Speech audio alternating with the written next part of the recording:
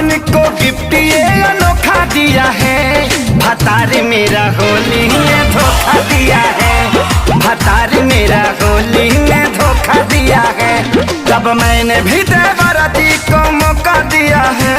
तब मैंने भी देवरा जी को मौका दिया है, भतार मेरा होली में धोखा दिया है,